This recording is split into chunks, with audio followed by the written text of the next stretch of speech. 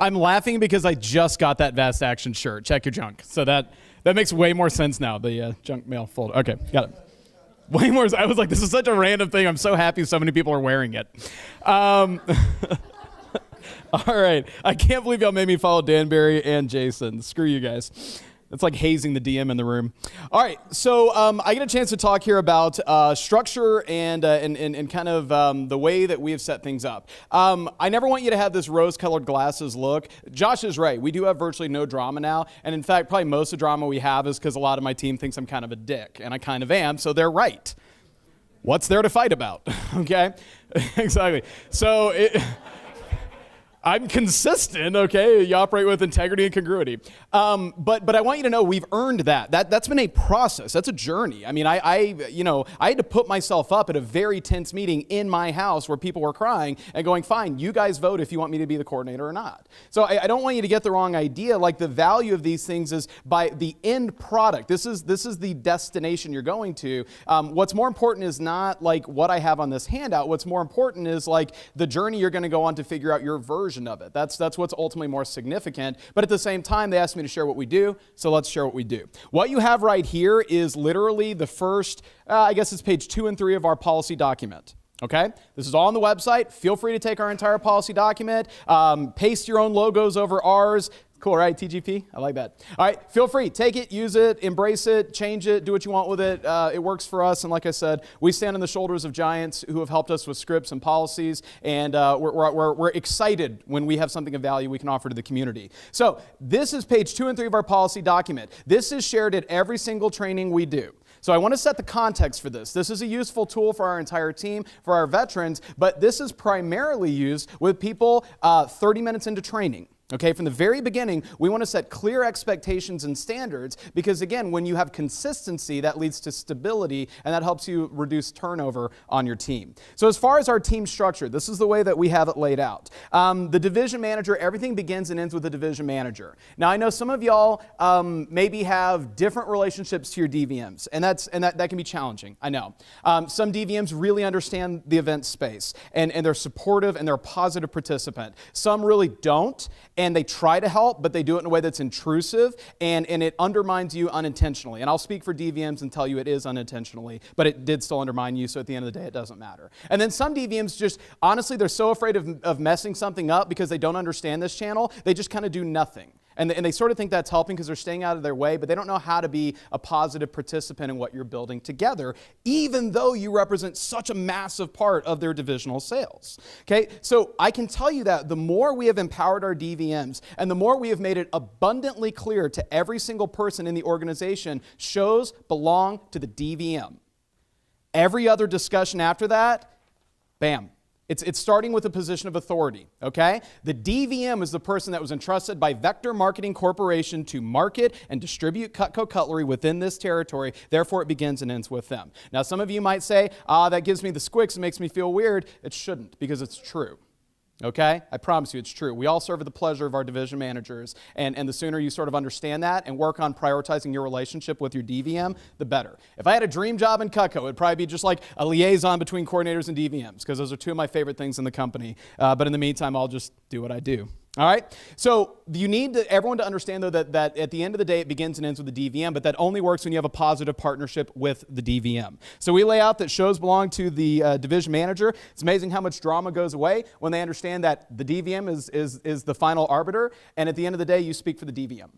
Okay? But you need to earn the right to speak for the DVM. Please don't assume that just because you have a title, you always have their trust. That should be earned, and you shouldn't resent the fact that you need to earn it. I'm just going to say that as a manager in the room. You should be an active participant and work and show not just that you are a beast in the field, but that you want to develop yourself as a leader, you know, and a person of influence. And so that way you make yourself irreplaceable to your division manager. And that's ultimately what will happen. I stepped in as an interim coordinator. I was only supposed to do it for a year. And then things went okay. They asked me to do it another year. And then the year after that, they said, please don't leave. Okay? Now, I'm the first to tell you, I don't think I'm probably the right person to do this forever, which is why I need Kelly. And that's why I make it very abundantly clear. The DVMs know exactly who I think the next 4 coordinators should be. And as those people move on to better things, I'll find 4 more. Okay, but we do that because that relationship is paramount. As far as the coordinator, the way I describe this job to every single person, our role is maximizing event sales in the territory and creating opportunities for the team. That's what I tell every single person. My DVMs, I made them memorize that so they can be like, what's Brian's job? Okay, well, that's Brian's job, all right? I don't know why that seemed to help, but it made it like a real thing, okay? He's not like that guy. Team managers and leadership roles. This is important to understand. Like, you can read the verbiage for yourself. That's fine. I'm not worried about that. But the idea of having that layer, and every healthy top division that I know of has that layer in place. But the idea of having that layer is it allows your top performers to earn the right to access top events. And if you were going to write anything on this page, earn the right. Zero entitlement. Zero entitlement. Everyone in this room is a leader, you're a coordinator, you're an assistant, you're a person of significance in your division. It is your job to check entitlement without crushing people and show them how they can earn the right to accomplish the things they want to do. They want to work the great show, and sometimes they're frustrated because they didn't get to. But did you ever tell them what version of this would involve them working the great show? And by the way, if there's no version of them that involves them working the great show, did you tell them that? Or did you avoid that tough conversation because you didn't want to deal with that frustration? Because if you do that, you're just letting them go amok. That's a bull in a china shop. And whatever impact they have on the larger team, because you weren't willing to have that direct conversation, you kind of brought it on yourself. That's ultimately a failure of leadership. So like when I had one of my newer team members that was very excited about the Tulsa Home and Garden coming up, I said, man, I'm super excited for you too. It's going to be awesome in a year or two when you get to work it. And they're like, dude, what the hell? What the heck? Okay, what the hell? Our DVM said I was going to get a chance to work that show. And I was like, you know what? They misspoke. Sorry for that, because here's all the standards and qualifications, and the reality is you're just not there yet. But man, I can't wait for you to be there. It's going to be so exciting. And you know what I'd love to have you do is come and field train at that show. And you know what? The cool thing is because some of our leaders are working that event, that's going to free up some space the next weekend at a really quality show that you are able to work. So you have any questions or concerns on that? I know it kind of sucks. I get how you feel, but that is what it is. You know, that conversation matters, but until you have a structure in place where people can legitimately earn the right, well, you're just kind of playing favorites. Oh, Nicole sells a lot, so I need her there, so meh. Okay, like, what is that? Like, you're wondering why some of your team resents, like, the top end of the team. Well, you haven't created a version of this where either they can get to that top end of the team, or you haven't been honest with them and told them that their skill set they have not earned the right just yet to be in that position. Does that make sense? Okay. For the leadership group and the manager roles, that is also an earned right. You know what I'm saying? That's not an entitlement. No one sells their way into significance on my team. God bless you if you can sell a lot. We have room for you. But if you want to be part of the leadership group, it has to do with your total sales, your shift average, and contribution to the division. Every single person knows that. Every single person knows that. So if you have a lone wolf that doesn't want to be a part of the division, fantastic. Tell them good luck, Godspeed. Hey, we should hang out. I'll buy you a beer, but you're not working shows. Why? Because we need people who are part of the division, because we're a team and we're a pillar in this division. Man, we would love to have you. We would be so much better with you, but we will do this with or without you. So you tell me, man, can we get you on board for what we're trying to do together? And if their answer is no, you didn't sacrifice that lamb. The lamb just jumped on the altar itself. You follow me on that? Team members, make it a positive thing. Team members know they're eligible to work about 80% of shows. They're eligible to work traditional events and marketplace events. They don't get to work top events. If you're not on the leadership group or a manager, I tell them on day one of training, they will never work a state fair, they will never work a home and garden show, they will never work a top 25 show in our team, because those are reserved for our top people, because one of my jobs is maximizing event sales in the territory, and I have to protect the integrity of those events. But you know what? When you tell a rep that at $22,000 in sales, they're like, so what does that mean for me? I go, what that means for you is that you don't get access to these 25 shows, but if you do the right things, you get access to the other 175. Or if you're in one of the other divisions, the other 892. Apparently we have some work to do. What was that 400 number? I can't even wrap my head around that. Flip it over.